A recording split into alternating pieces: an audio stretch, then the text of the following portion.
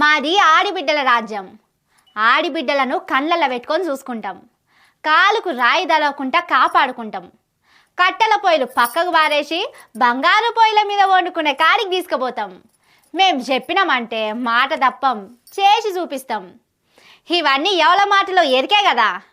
ఆనాడు ఇందిరాగాంధీని అమ్మ అన్నారు మొదటి తరంలో, రెండో తరంలో ఎన్టీఆర్ను అన్నా అన్నారు. ఈరోజు నన్ను మీరు రేవంత్ అన్న అంటుండ్రు. నేను మీ కుటుంబంలో సభ్యుణ్ణి. 67,000 మంది మహిళలను ఈ మధ్య కాలంలో మన గ్రూపులలో చేర్చడం జరిగింది. రాబోయే కాలంలో ఒక ఉత్సాహం లాగా, ఒక ఉద్యమం లాగా మహిళా శక్తిని పెంచడం కోసం మరింత ఉత్సాహంతో 1 కోటి మంది మహిళల్ని కోటీశ్వర్లుగా చేయాలనేటువంటి లక్ష్యంతో పాటు 1 కోటి మంది సభ్యులుగా కూడా ఇన్నారు కదా మన రేవంతన్ సారు. సీతక్క మేడం ఏమంటున్నారో, 1 కోటి మంది ఆడిబిడ్డలను కోటీశ్వర్లను చేసుడే లక్ష్యమట.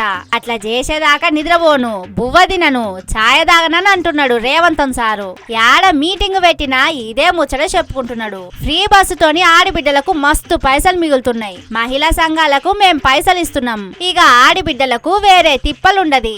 ఆనాడు ఇందిరమ్మను అమ్మ అన్నారు, నన్ను అన్న అన్నారు కాబట్టి చేసి చూపెడతానని అంటున్నాడు. हमने आपको गारंटीज दी थी, उनको हमने पूरा करके दिखाया. महिलाओं के बैंक अकाउंट में 2,500 रुपए हर महीने तेलंगाना की सरकार डालती है. अयोध्या योजना 10 लाख रुपए इंश्योरेंस का पैसा मिलता है.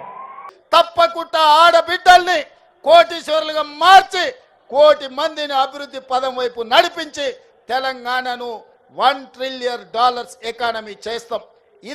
ఎంత మందిని కోటీశ్వర్లం చేసిండ్రో తెలియదు గాని ఇగో ఇట్లా రోడ్ల మీదనైతే పడేసిండ్రు. మంచినీళ్ళ కాంచెల్లి మందు బస్తాల దాకా అన్నిటి కోసం రోడ్డు మీద లైన్లు కడుతున్నారు. ఇక చూడుర్రి అక్కలు యూరియా కోసం లైన్లలో ఎట్లా నిలబడ్డారో. సర్కారోళ్ళ నిర్వాకానికి ఇది ఇక్కడతోని ఆగలే, జుట్లు పట్టుకొని కొట్టుకునే కాడికి వచ్చింది. అప్పట్ల ఫ్రీ బస్సు పెడితే అండ్ల కూడా జుట్లు పట్టి కొట్లాడుకునుడేనాయే. కోపన్ బియ్యానికి లైన్లు, మంచినీళ్లకు లైన్లు, కొట్లాటలు తప్పితే ఈ 20 నెలల ఆడిబిడ్డలకు చేసిందేందో చెప్తే మంచిగుంటది. ఇక ఇవన్నీ చూసినాక కోటీశ్వర్లం చేసినంటే రోడ్ల మీద నిలబెట్టుడు, జుట్టు పట్టుకొని కొట్లాడుకునేటట్టు చేసుడే కావచ్చు.